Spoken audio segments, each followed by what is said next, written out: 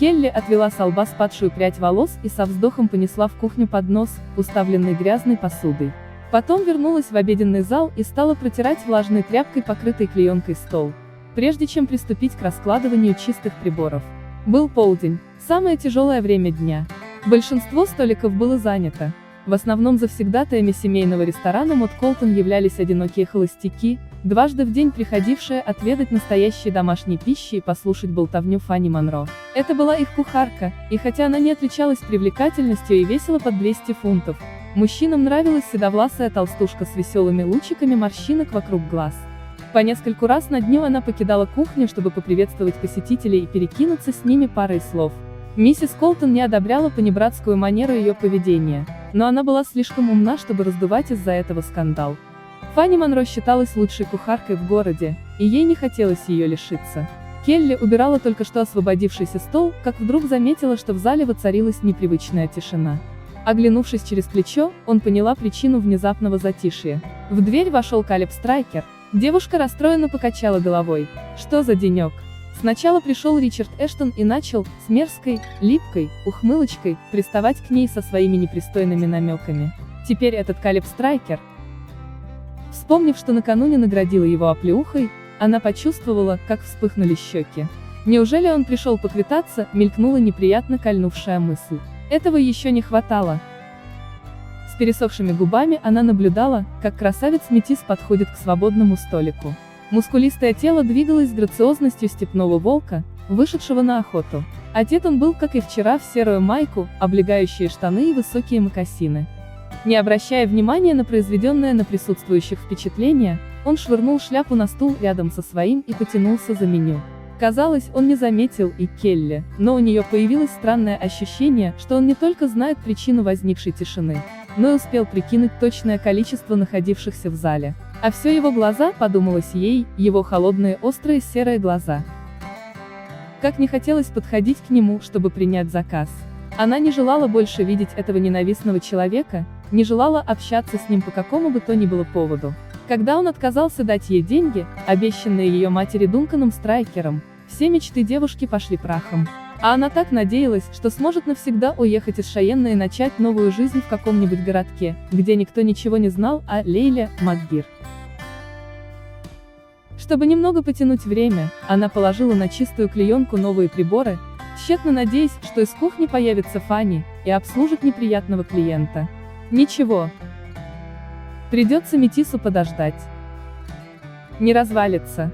Постепенно, разговоры в ресторане возобновились, но она отметила, что теперь голоса звучали приглушенно, словно мужчины опасались привлекать к себе внимание.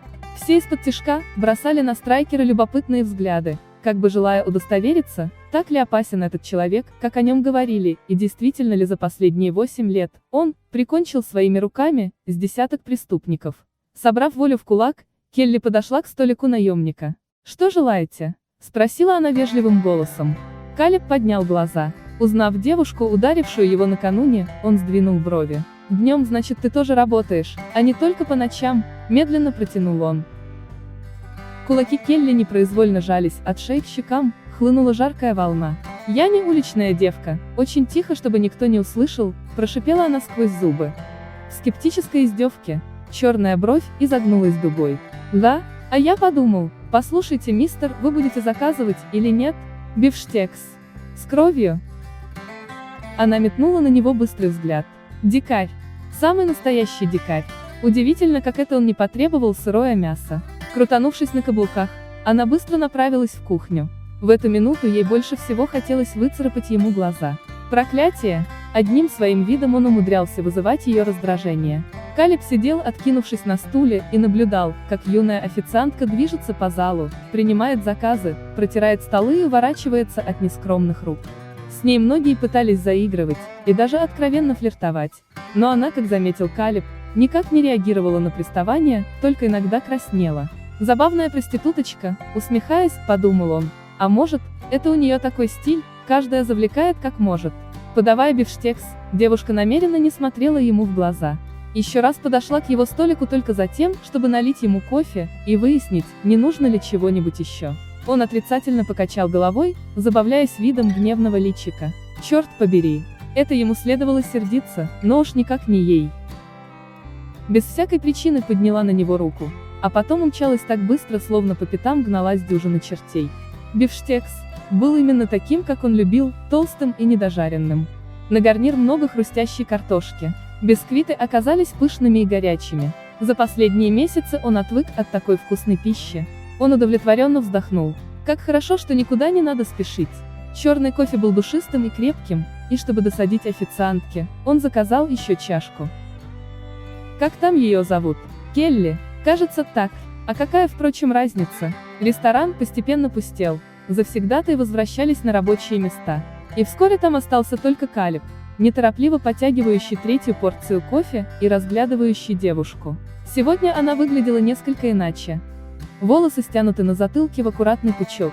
Синее платье оттеняет глубину глаз, белоснежный передник, завязанный сзади пышным бантом, подчеркивает тонкую талию. В таком наряде она больше походила на маленькую девочку, натянувшую мамину одежду. Протирая соседние столики, Келли все время ощущала на себе взгляд полукровки, неотступно следившего за ней. Накрывая столы свежими клеенками к ужину, она размышляла над тем, почему он не уходит. Что удерживает его тут? Может, хочет еще кофе? Но он и так уже выдал 3 чашки. Что здесь есть на десерт? Через весь зал, заставив сердце нервно встрепенуться, прозвучал глубокий низкий голос. Яблочный пирог. Мое любимое лакомство. Можешь принести кусочек? Ругаясь про себя, Келли отрезала на кухне кусок пирога и поставила перед Калебом тарелку. Между прочим, мне нужна чистая вилка. Нет, он таки выведет ее из себя. Она схватила вилку с соседнего стола и швырнула на стол рядом с тарелкой Калеба. Еще что? Свежую салфетку. Кофе? Стакан воды.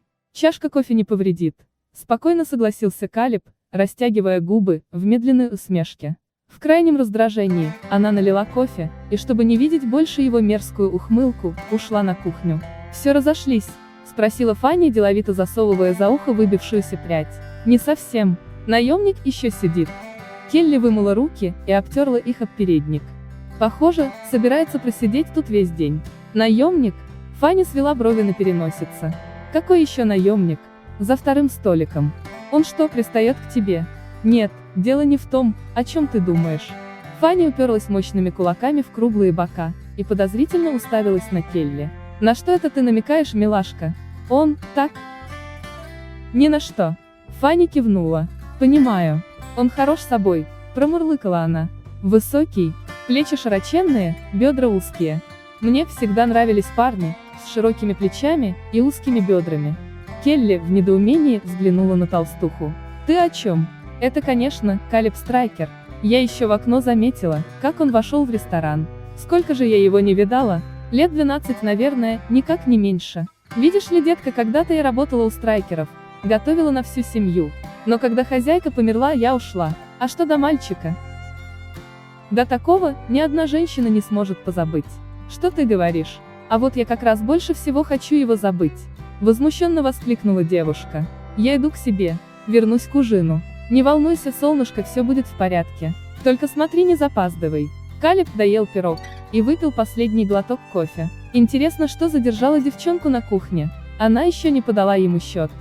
Однако, из кухонной двери появилась вовсе не золотоволосая официантка. «Как живешь-поживаешь, Калеб?»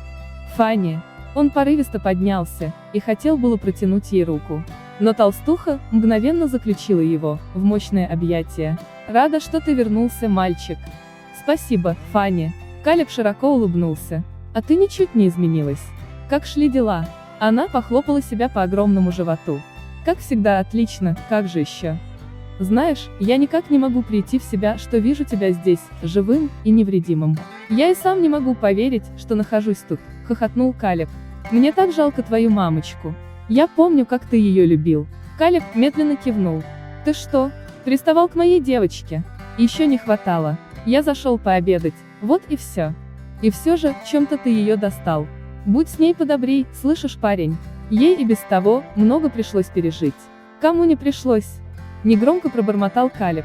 «А ты, Фанни, по-прежнему, как наседка, квохчешь над обездоленными. Это как придется. Только ты уж запомни, что я тебе только что сказала». «Так и быть, Фанни. Я запомню. Сколько я должен за обед?» «Это за счет заведения». «Спасибо, Фанни». Увидимся за ужином. Келли покачала головой. Он снова был тут, уселся за тот же столик, что и днем.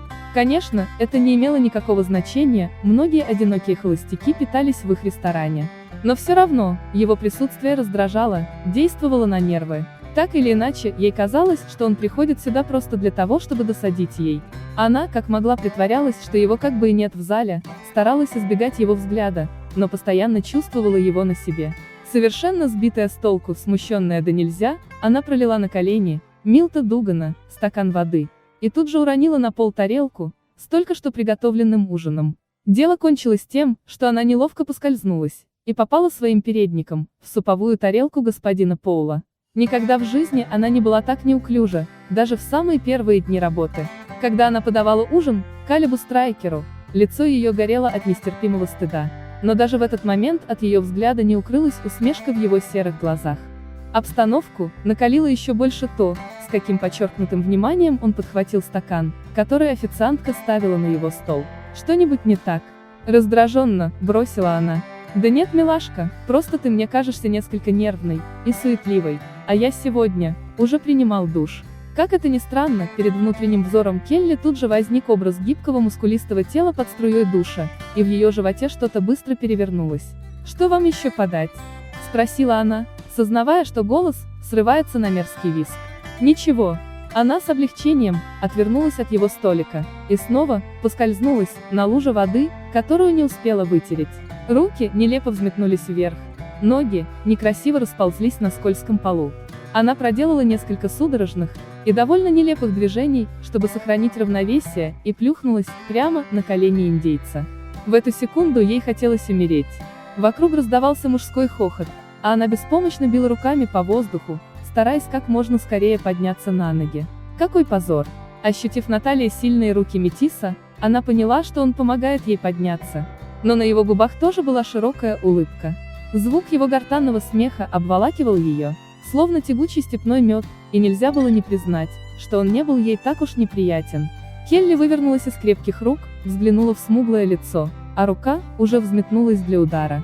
«На твоем месте я бы этого не делал», — внезапно похолодевшим голосом произнес метис, сузив стальные глаза. Келли, мгновенно приведенная в чувство, медленно опустила руку и, собрав всю свою волю и достоинство, удалилась из зала, надеясь, что никогда больше не увидит Калеба Страйкера.